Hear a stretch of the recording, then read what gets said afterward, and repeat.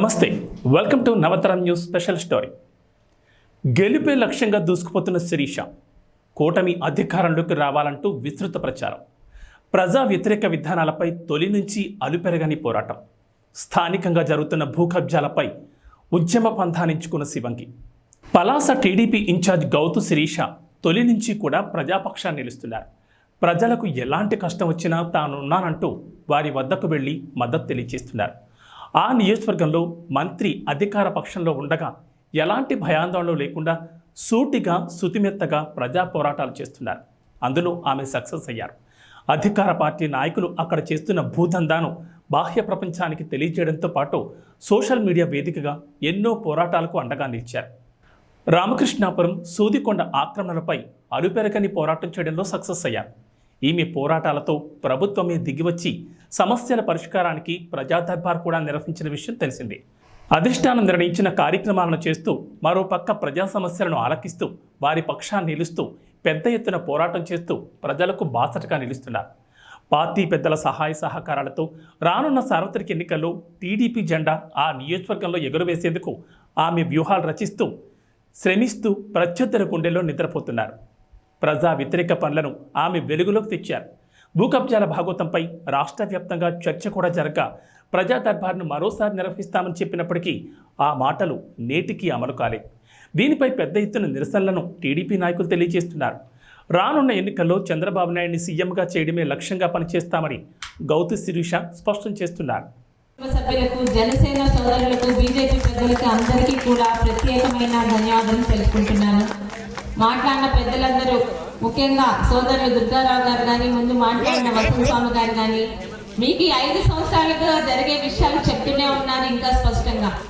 అసలు మనం ఓటు ఎందుకు వేయాలమ్మా? 5 సంవత్సరాలకు ఒకసారి, 5 సంవత్సరాలకు ఒకసారి వెళ్ళి బూత్ దగ్గర నిల్చొని ఎండలో ఉంటే ఎండలో మనం చాలా సమయం వెయిట్ చేస్తూ ఎండను భరిస్తూ 5 సంవత్సరాలు ఎందుకు ఓటు వేయాలని ఒకసారి ఎప్పుడైనా అనుకున్నారా? 18 సంవత్సరాలు నిండాక మనకి ఓటు హక్కు వస్తుంది. మహా అయితే ఈ కాలంలో, పాత కాలంలో 80 సంవత్సరాలు, 90 సంవత్సరాలు, 100 సంవత్సరాలు దాటిన వాళ్ళు కూడా ఉన్నారు. ఈ కాలంలో మనం తినే తిండ్లు లేకపోతే మనం వాడే మందుల వల్ల 60 సంవత్సరాలు అనుకుందాం. ఎన్నిసార్లు మనం ఓటేస్తాం? ప్రతిసారి వేస్తే మహా అయితే 8 సార్లు 10 సార్లు ఓట్లు వేస్తాం. మనం ఈ ఓటు ఎందుకు వేస్తున్నాం? ఇందాక ఒక సోదరులు చెప్పారు, ఈ ఊర్లో ఎవరో పిల్లి నక్క ఎవరో ఉన్నారని. పిల్లి నక్క ఎవరో ఉన్నారో నాకు తెలియదు, కానీ దొంగలు ఉన్నారు.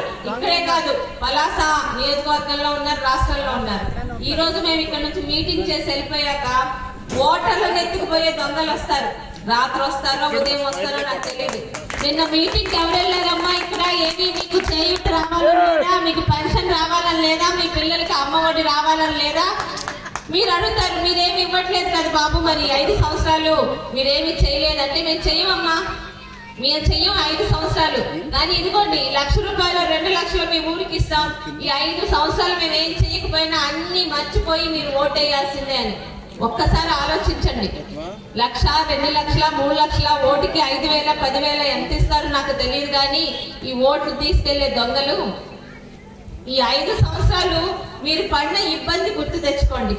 ఊర్లో రోడ్డు లేక, కాలువలు లేక, ఇంటి ముందు ఇబ్బంది పడుతూ, ఎక్కడికెళ్ళా మన పిల్లలకి స్కూల్లో ఎక్కడో దూరంగా ఉండి చదివించిన ఉద్యోగాలు లేకపోతే మన తెలుగుదేశం ప్రజల మీద, మన తాలూకు పాస్ పుస్తకాల మీద వారి బొమ్మలు వేసుకుంటూ ఈ 5 సంవత్సరాల పడిన ఇబ్బంది ఒకసారి గుర్తు తెచ్చుకుంటే వాళ్ళకి మనం సమాధానం చెప్పగలం. జగన్మోహన్ రెడ్డి గారికి ఒక ఛాన్స్ ఇచ్చారు. తిథిలీలో కనీసం మనల్ని చూడడానికి రాని వ్యక్తికి ఛాన్స్ ఇచ్చారు. ఏమని చెప్పాడు? నన్ను ఒక్కసారి ముఖ్యమంత్రి చేసి చూడండి, మీకేం చూపిస్తాను అని. ఏం చూపించాడు? 5 సంవత్సరాల నుంచి ఎప్పుడో కట్టిన ఇందిరమ్మ ఇల్లు, ఎప్పుడో కట్టిన ఎన్టీఆర్ గారి ఇళ్ళకేమో 10,000 ఈరోజు మనం కట్టాలి. ఇంటి ముందు చెత్త మీద పన్ను మనమే ఇవ్వాలి, చెత్త తీయడానికి కూడా పన్ను ఇవ్వాలి. ఆఖరికి మన తాతలు తండ్రులు కష్టపడి సంపాదించి మనకి పొలాలు, ఇల్లు ఇస్తే ఆ పాస్ పుస్తకాల మీద ఈరోజు పాస్ పుస్తకాల మీదే ఫోటో ఉంది. ఇంకొకసారి ఛాన్స్ ఇచ్చారంటే మొన్నటి వరకు ఫోటో ఉంది, రేపుదే మన పేరు దగ్గర జగన్మోహన్ రెడ్డి పేరు వస్తుంది. అప్పుడు మీ ఆస్తి మీద మీ పిల్లలకి ఇస్తారా, జగన్మోహన్ రెడ్డికి ఇస్తారా ఒకసారి ఆలోచించుకోండి. 200 రూపాయల పెన్షన్ ని 1000 రూపాయలు చేస్తానన్నాడు చంద్రబాబు నాయుడు ఎన్నికల ముందు. ఎన్నికలు అవగానే 1000 చేశాడు. 2 సంవత్సరాల తర్వాత ఆలోచించాడు. 1000 రూపాయలకి ధరలు పెరిగాయి, మా కనీసం మందులు కూడా కొనగలుగుతున్నారో లేదో అని అడగకుండానే 2000 చేశారు. మరి జగన్మోహన్ రెడ్డి ఏం చేశాడమ్మా? 3000 అని అరిచాడు. ఆహా 3000 చేస్తున్నాడు కనీసం. ఎన్నికలు అయ్యాక అదేదో సామెత అంటారు కదా, అందితే జుత్తు అందకపోతే కాలం, లేకపోతే ముందు గోడ మల్లన్న ఓడ మల్లన్న అన్నట్టు నేను సంవత్సరానికి 250 పెంచుతాను ఇన్స్టాల్మెంట్ మీద అని చెప్పాడు. 4 సంవత్సరాలు అయిపోయింది. ఈ లెక్కన మనకి ఎప్పుడు ఇవ్వాలి? 2023లోనే 4000 ఇవ్వాలి. ఇది ఇవాల్టి స్పెషల్ స్టోరీ. మరో అంశంతో మళ్ళీ కలుద్దాం. నమస్తే.